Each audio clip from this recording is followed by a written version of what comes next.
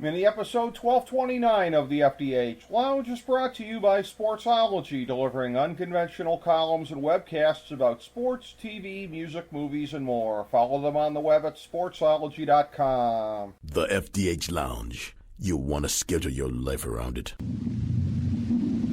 A long time ago, on a gloomy, wet Cleveland spring night, two men stand alone amidst the late-night drizzle. Their voices echo across the vacant station parking lot as they debate the merits of the great American radio show that have been missing for far too long. On that night, an idea was born. That idea became the FDH Lounge.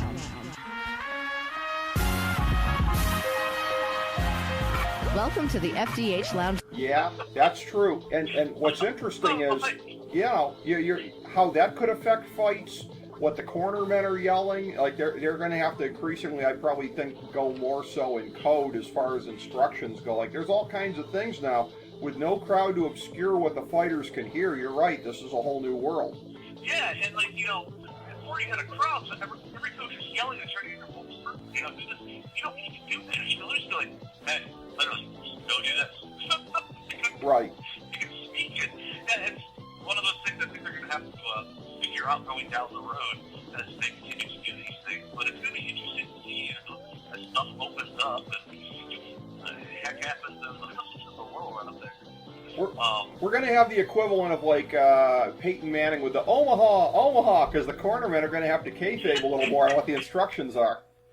For some reason, I always think back to my high school basketball team, and Coach Garrett would always be like, Ohio State, run Ohio State. For some reason, it always stuck out as like as a basketball player, run Ohio to Indiana. Indiana. Which, by the way, every one of those was just get the ball to LeBron. Right. Well, yeah, exactly. Yeah, not as much drama there to the instructions as you might think. Yeah, but tying it back into full circle, though, it's interesting to see where things are going right now. With combat sports, combat sports isn't really one of those things that jump out at you during a pandemic crisis, is it, Rick? No, not exactly. You brought that up earlier. Well, no, it's not. That's the weird thing about talking about this now. There's just so many different aspects about this where it is just really, bizarre to think about. There are so many, again, there's no game plan whether you're the President of the United States, some goober on a condo board, or whatever, then there's not anything as far as a playbook for dealing with this kind of stuff. And that's where, again, I have a little bit of empathy, having a tiny bit of responsibility during this pandemic for other people, a little bit of empathy for Dana White, but he blows that in my estimation by being the same heartless prick in my estimation that he's ever been. And again, the way that he continues to blow it here, as he has from day one on the dealing of Stipe, you have a situation, not to be cynical, but a potential marketing goldmine. You're heavyweight champion of the world, for as much as we're talking about now, the real superheroes are the first responders and the doctors and whatever. That's your champ right now. He's an EMT out there. He's out there helping people and doing real life good stuff, helping people. Not to mention, as you know, being here in this state, and I've seen you, featuring this on your Facebook page, the Strong Style Gym has been shut down as part of Ohio stuff, so he doesn't even have a gym to go to anyways. Plus, oh, by the way, the idiots at UFC failed to stop Cormier from poking him in the eyes the last two fights. He had to have major eye surgery after the last fight. That's the reason he hasn't fought in about a year. So all these things together here, Dana White is proving to be both very stupid and very, very immoral, neither of which surprises me at this point. I'm glad that you picked up that segment and hit it out of the park. Yes, thank you. Shame on the UFC on this one. First of all, during what's going on, and in a situation where they are in right now, that the world is in, you've got DC out there, which is great. He's a hell of a commentator. Like I said, I love DC except for when he pokes me right in the eye. Yeah. But how hard would it be to do something that you don't know how to market your heavyweight champion? And he's a firefighter, or first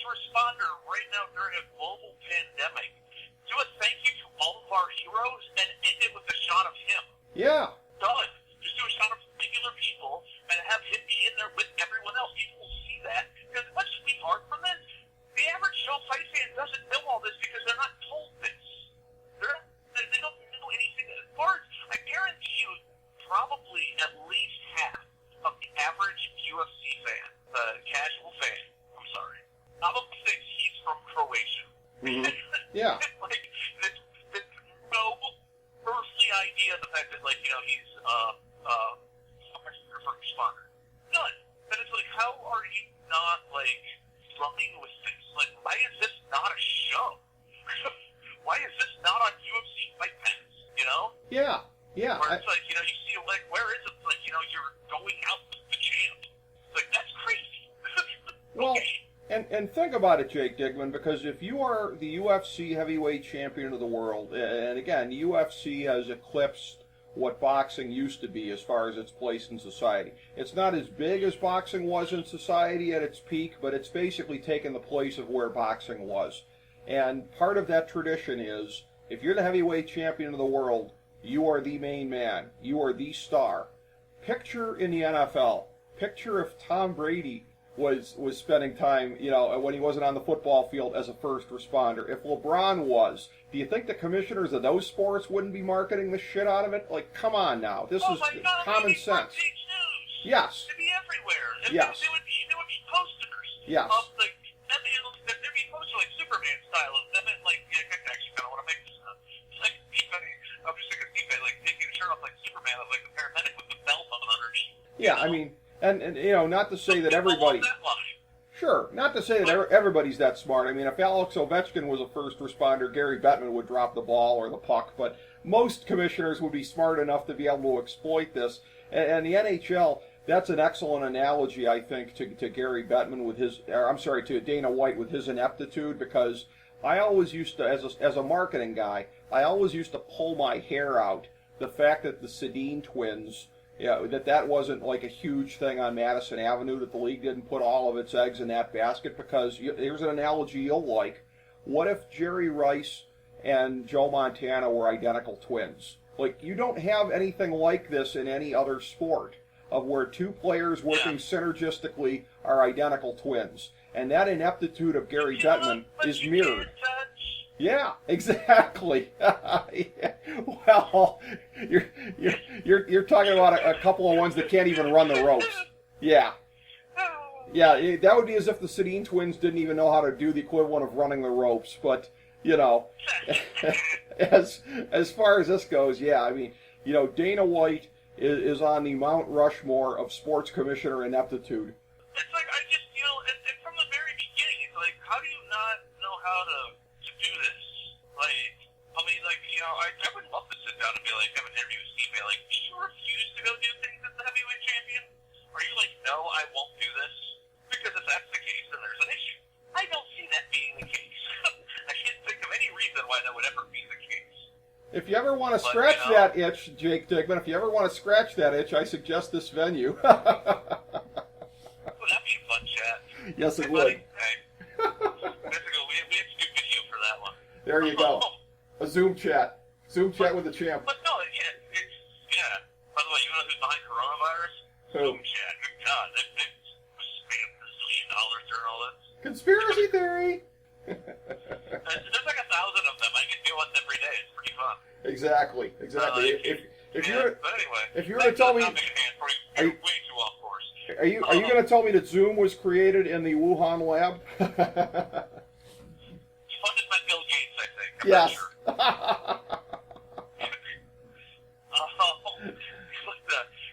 So the UFC is back, and thanks to the UFC, I gave them my money, but still, it's one of those, like, I'm doing this, but I don't like you. Yeah. Understood. We don't care. And on the other side, there's the other side of me that that has done and promoted events and had people standing at the door, people coming in and being like, or leaving like, that was BS. I actually hate this decision. I'm never coming back. The next month they're back. Yeah. Right. Well, that's it. I mean, Dana White might be, again, inept and evil and all the things that I might want to call him, but again, at the end of the day, what he's presiding over is a thrilling sport, a growing sport, I would say in a lot of instances despite him, but again, it's mixed martial arts at its highest level, and I understand why you got the show, notwithstanding all the problems you and I have with the management of it, because again, it is this sport at its highest level, and this sport at its highest level can really be sensational. Yeah. I mean, what was the old thing? What was the old adage that Scott Hall once said in an interview? You can either have big friends or That's right. Well, Dana White's made a lot of money. That's right. That's right. Yeah, and wasn't there another variation of that like it's not show friends, it's show business? Yeah, exactly. Uh huh. Yeah. Speaking of show business and show friends, there's something earlier on that circle back that I want to get your opinion on, because somebody sent me this, and I'll even say who it was from. It was from Ringside News or Ringside Boxing, I believe. Okay. Which, on Facebook. I know some people like in the boxing community from the Southwest that I know that were sending it out. I'm pretty sure it's BS, but it might not be. And it was a poster for a boxing event featuring one Mike Tyson versus one Evander Holyfield, taking place in a familiar territory for all us wrestling fans, the Kingdom of Saudi Arabia. Do you think? And I'm looking at this going, that might actually be plausible. I mean, we're drawing the wrong lessons from this because the Last Dance playing out here during the pandemic. I know there's some '90s nostalgia in the air, but this is getting ridiculous. I'm not saying I approve of watching two old men kill each other in the Saudi Arabian desert. I'm not saying that at all. I'm just saying out of all the possibilities, because obviously they're both training for something. Yeah. Then you just wake up one day and be like, I'm going to get rich again. Someone's throwing them a lot of money to do something. So, okay, let's see what that something is. It's one of those, it's a car crash watch. You know, it's like two old-timers fighting Bellator. I'm going to watch it. I don't know why. Watch it. I might feel bad about it later. Well, I'm going to watch it. No, I understand. I understand where you're coming from on that. And again, as far as two old men recklessly killing each other in the Saudi Arabian desert, wouldn't be the first time, won't be the last time. But as far as that taking place, our guy Jason Jones actually had a logo up for that on Facebook the other day. He was questioning whether this was real or not, and that supposedly, I think July 11th or some point was going to be the date for it. Something like that, yeah. I mean, that's... It's like... that's not a whole lot of time for them to continue getting ready. I mean, even if they've been, getting ready on the down low less than 2 months from now, I don't know. Yeah, I mean, we shall see, but it's also one of those where I'm kind of looking at it, I'm like, out of all of the scenarios where this could take place, that's the one to me that makes the most sense, because they're going to get the most money from there. You know what? And I want whoever promotes this to be self-aware enough to take my suggestion. If you think back to when, remember when Hulk Hogan made his movie with Tiny Lister, Zeus, what was it, No Holds Barred? No Holds Barred. Yes, okay. And when they had the No Holds Barred pay-per-view, it was a double feature. It was the movie and the match, yes. Here's what I want. I want whoever has the rights to promote Tyson Holyfield. It wouldn't cost them much at all to buy up the rights to do what I want. I want them to be self-aware enough. Bear with me. I know neither one of these guys are white guys, but one of my favorite classic cult movies of all time from 1996, The Great White Hype, with Jeff Goldblum as this. Oh my God, Jeff Goldblum as a fight promoting maven, and that movie was so marvelous in its smarminess. It's Jeff Goldblum in its purest form. I want that to be shown before the fight. If we're going to do a fight that's a complete farce and a complete circus, I want a movie that's all about boxing being a complete farce and a circus to precede it. I mean, Rick, you act like this is the first time this has happened, even like a recent memory. Well, no. McGregor versus Floyd Mayweather was the biggest farce ever. Literally, the most financially lucrative farce in the history of anything. Oh, it also happened to be the most financially lucrative fight of all time. Well, because I remember our preview we were just goofing on it. Our entire preview was us goofing on what was going to happen, and we were exactly right. Yeah. I mean, that's how it played out. And that's what this would be. It would be just a glorified exhibition bout. Yes, it would. It would. Like, and I know. And there's things that have leaked out about it, talking about one of the rules that leaked out supposedly was no knockouts. Okay. And it's like, I am not watching two old men play. How do you do a boxing fight and say no knockouts? How is that even possible? Do they have to stipulate? I don't know. Do they have to stipulate no biting, or will that be understood? I think that's a late addition. Okay. They're going to go no holds barred now, which that could be a lot of fun. I don't know. See, that's where I'd rather see the match at. I'd rather see it at like AEW because Tyson's coming to AEW. I mean, who knows? Tyson and Moxley. Yes, and if not for the fact that you had Tyson going to AEW, you could have had some cross promotion here. I could see WWE sending Shayna Baszler over to the desert to bite one of these guys. Okay, that's a terrible idea. She's done it before. Why would you say that? Yeah, but she'd get killed. Well, yeah. Well, wait a minute.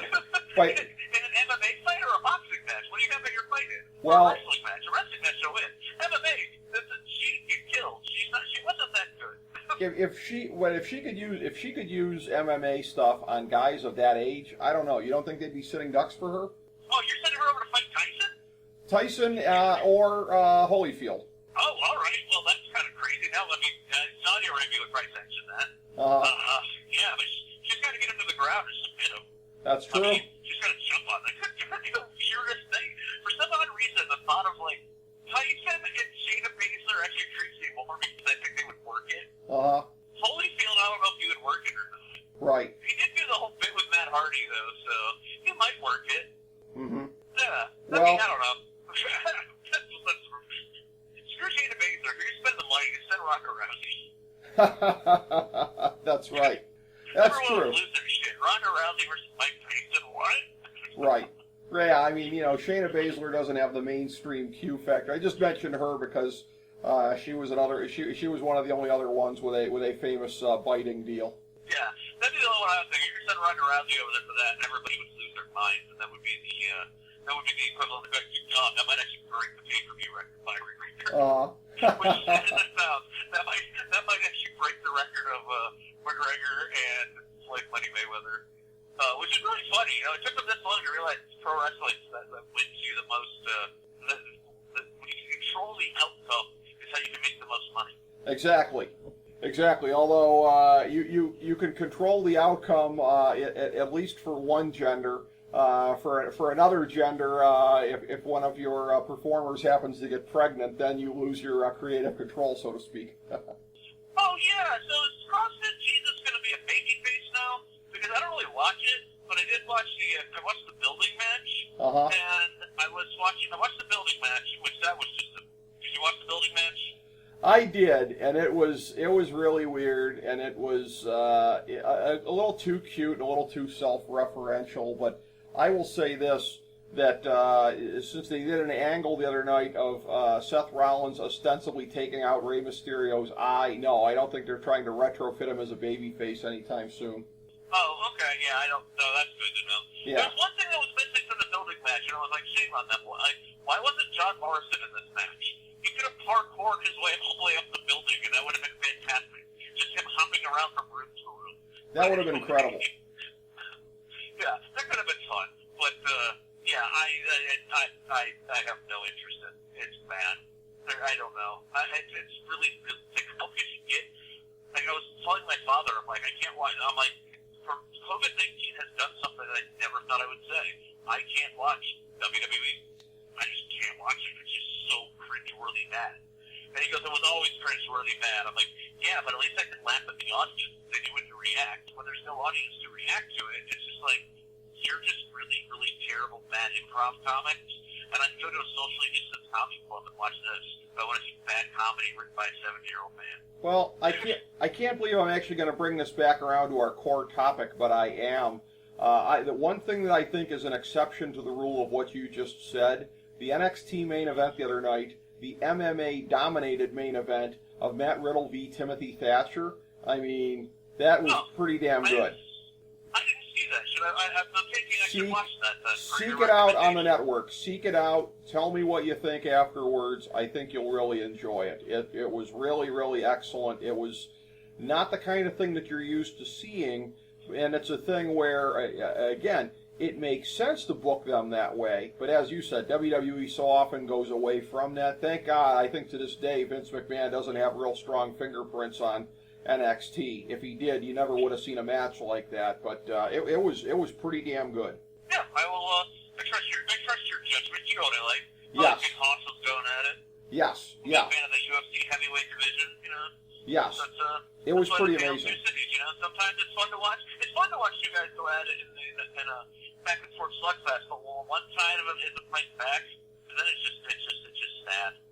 Yeah, exactly. It all really kind of depends, and that's where, again, as some of the other things in our Coronavirus Crisis 2020 series, everything is different right now. So we've talked previously on the show about empty arena pro wrestling. We're getting empty arena MMA. We did a segment prior to that about how coronavirus killed the XFL this year. So it's just wreaking havoc all over the place. It is, Which man. Is sad. The XFL was actually, it was watchable. It was fun. It was fun. Better than was before. Yeah, it was a good time, and they made a lot of changes. The changes were for the better, in my opinion. They were. About like the first time around, it worked, and it's for the safety of the players. Yes, I mean the kickoff thing was the best of both worlds. It was both safer, and it was also, I think, more exciting to do it that way. It was really the best of both worlds, and again. In my mind, nobody will ever tell me differently. Houston's the team I rooted for all along. I love the P.J. Walker story. I always have felt that June Jones is an underrated genius. So in my mind, Houston will always be the uncrowned 2020 champions of the XFL, and Coach Jones is a champion in my book officially. Oh, well, there you go. FDH Lounge proclaimed. That's right. That's right. We're sanctioning it, Jake. We're sanctioning it, Jake Digman. June Jones is a champion. We're sanctioning that. There we go. I'll have to send him a. I will have to send him a belt. Perhaps our buddy Ryan Ward can steal one from Titan Towers and ship that over there. That'd be nice. The funny thing is, speaking of Ryan Ward, so when I'm watching the building match, yeah, they went to the pinball parlor. I'm like, damn it, I Ryan like send you that. Just take it one day. Go there and take it. Don't even do it. Send it to my house and tell them where you sent it to. He took this and he just took it. And like, what? Yeah, he took it. I will tell you that lapsed pro wrestling fan and FDH Lounge dignitary Dave Adams, I was texting back and forth with him. He had just gotten the network and he was watching the pay-per-view and giving his that he was of course bemused by all these different things here. And Dave, for reasons that I am guessing, and I say this smilingly, reek of creeperism, he was very upset that Lacey Evans did not win the women's match. Oh, well, that's I heard while we're telling wrestling stories, I heard an interesting one of the suits, our old buddy Mr. James E. Cornette. He was talking the comedian that was making fun of wrestling and calling him fake. Oh, Segura, yeah. Yeah. So he gets on a podcast, and Brian Lashley is the whole thing to him, and Corny goes, "Oh, he's talking about the stuff I've watched." And yeah, he's absolutely right. This is horrible. I was like, he's like, now he's talking about somebody in the Midnight Express with an community. Well, then that's a whole different story, and I'll stand aside that. Of course. He's talking about if he's watching wrestling now. It's like, oh God, yes, absolutely. Yeah, I mean, Like, yeah, I love Cornette. Cornette being a two-time guest on the program, I love Cornette, but there's a little bit in there of there's a little bit of absurdity in the whole thing of like pro wrestling was better before all this buffoonery. Oh, you mean like when you were throwing a birthday party for your dog? You mean back in those purest days? I mean, Jim Cornette seems to remember, himself in the Midnight Express as all being three versions of Lou Thez. I mean, I hate to tell you, there was some form of sports entertainment back then. Come on. That's great. They're all three forms of Lou Thez. I want to see which version of Lou Thez Jim Cornette is. Probably not the kind throwing the press, Jake Digman. Probably not. Yeah. Although, if memory serves, he probably tried one on Baby Doll back in the day. If we were to bring up the six-man matches with Baby Doll, I bet he probably worked in a Lou Thez press in there somewhere. Probably. Now we're going to have to go do some research. Yes. Bring it back full circle. Okay. What do you think right now? What is the one fight that would, for the UFC to promote, that would interest you? That would make you like, hey, I want to watch that, whether you're spending money on it or whatever. I mean, I do think it's the third part of the Stipe and DC trilogy, and it's interesting. It's because and my thinking is different than that of the rest of the world. For the rest of the world, it's it's the rubber match. But I mean, for me, look, I mean, you and I, we don't claim to be completely unbiased, but look, I mean, the eye pokes as far as Stipe losing the first fight cannot be discounted. So the first the fight, the loss that Stipe had, at best, is heavily tainted. So for me, it's looking to see Stipe get that redemption, to once and for all show that he can take this guy. I mean, I think what he did last time around, and you talk about things that make you wince when watching it, just thinking about that, I mean, just say these words to anybody: liver shots, okay? When you think about the role that the liver plays in keeping the body healthy and everything like that, I mean, it's brutal, but hey, he showed how effective it is. And again, because I want to see Stipe get redemption, and because I know the rest of the world thinks that it's a 1-1, rubber match here, each one legitimately won a fight, let's see what happens next. So, both to see the rest of the world have the intrigue, and to see what I want to see and what I think I would see, that's the match I want. That's not to say that I want it today, tomorrow, next week, because I understand that it can't happen. And there's something to be said for a good build. Say you do that fight, let's say New Year's Eve weekend, okay? Think you couldn't have a pretty good build for that one? Oh, absolutely. You could build up to the reason why it's taken this long. Right. And everything behind it. Yeah, I absolutely agree. Now, I think right now the UFC is in panic mode. Right. Because everyone's in panic mode because precious billionaires are losing their money and they don't know what to do. Right. Exactly. Let's be real about it. Their entire lifestyle, it ain't based on saving their money. It's based on a constant, flux of money coming through all the time. And you got to pick right now somebody like Dana White and somebody like Vince McMahon. And Vince right now is really screwed because he doesn't even have pay-per-view to fall back on. Right. Dana White at least has pay-per-view to fall back on some sort of a revenue. I Right. think it's part of the reason why I'm probably going to order the AEW pay-per-view, try to support, I guess. Exactly.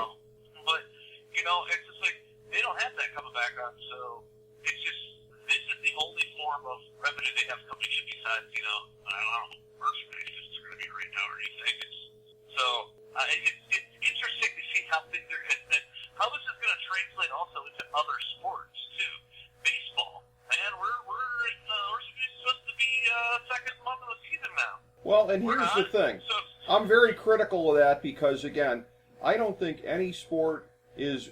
I understand that everybody is acting like just because the world's opening up again, everything's back to normal. It ain't.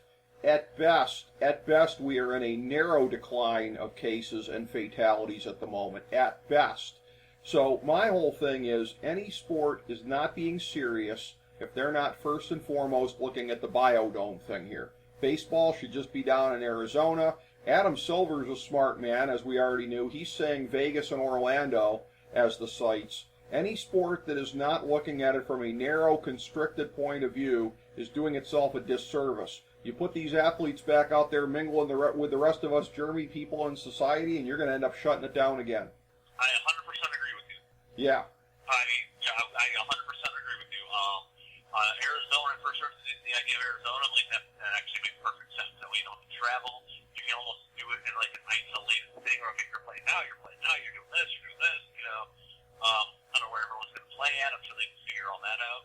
But, yeah, it'll be interesting to see how things go ahead moving forward. And talk about one of those sports where the crowd involvement. Yeah. There's football coming up this fall. Out of any of the sports that have the crowd is a lot involved, either the closest to wrestling, I would think football would be that one. Well, wait a minute. Did you hear that Joe Buck said on a podcast the other day, it's almost certain that Fox Sports is going to pipe in noise.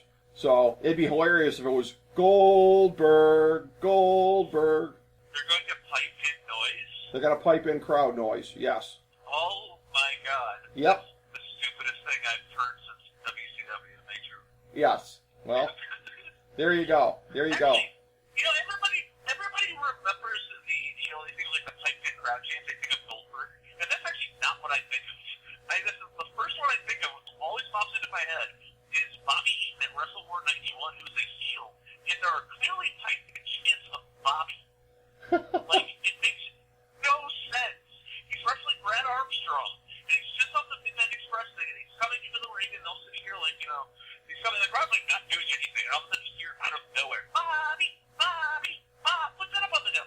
That It's is. very bizarre. It's clearly typed in for no reason.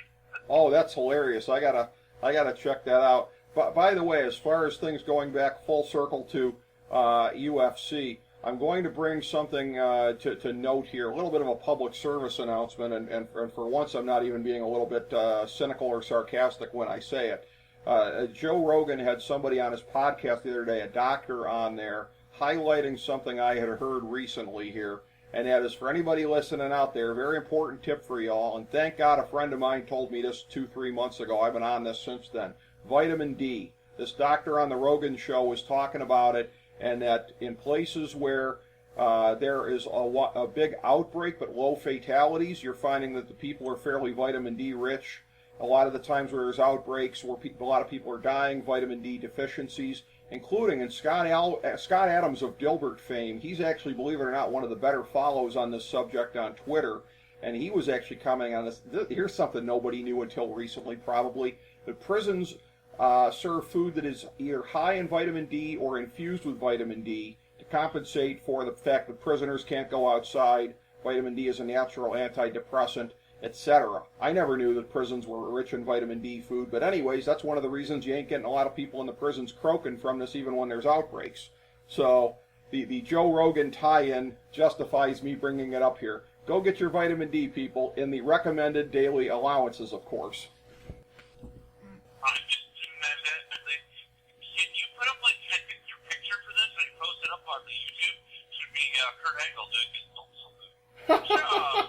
drink your vitamin D. I've got nothing to say after that. Okay. You had no idea where I was going with that, did you? No, I went somewhere and I'm like, I have not. I'm like, all right, man, have you ever read this ride before? Nope, buckled in. I'm already on board. Let's see what happens. That happens with me an awful lot, where people are like, let's just ride this pony and see where it takes us. Well, that was where it was taking everybody, because I wanted to get that mentioned. This is the first chance I've had an opportunity. Your milk. Yes, whatever it is, or I've been getting, my friend FDH Lounge dignitary John Adams, who's one of the big foodies and health-oriented people that I know. Like, right at the beginning of this thing, he told me get vitamin D. I've gotten those D3 gummies, and it's the kind where you take like 2 of them a day.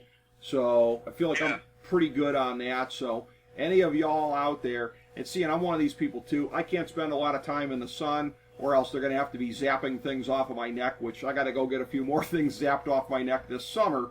A perfect example of that. So for somebody like me that can't go out in the sun very much, supplements can be important. I should have been on these sumbitches anyways, probably. But yeah, a little public service announcement, Jake Digman. We do work those in from time to time. I'm glad you're staying classy here at the FDH Lounge. we always try to. As I lapse back into sarcasm, we always try to stay classy on the FDH Lounge. But again, we hit the MMA here tonight. We hit all the things here, the fights from the last week, Stipe, but also characteristically managing to work in pro wrestling, vitamin D from the Rogan show, baseball games without fans wherever they might play, Tyson fighting in Saudi Arabia with Holyfield. So, once again, the core subject matter doesn't do justice to the range of what we talked about, Jake Digman. It most certainly does not, but far as the courts with the conversation with Jake Digman and Rick Morris that's taking place, you should hear us off the air. Oh my God, yeah, if you think we go far afield here when we ostensibly have a certain subject topic, you should hear us off the air. It's like this, but more so, shall we say. But, this is a time when, again, it's not an easy time for anybody getting through this period of lockdown, but it's always, anybody that is good at staying positive-minded and everything like that always has an advantage. And certainly that applies to you, Jake Digman. So you keep on keeping on, and we will get through this thing, and we will keep having fun before and afterwards. Agreed. We'll keep doing it. Thank you so much for being here, my friend, and thank you for everybody for joining us for this mini episode of the FDH Lounge.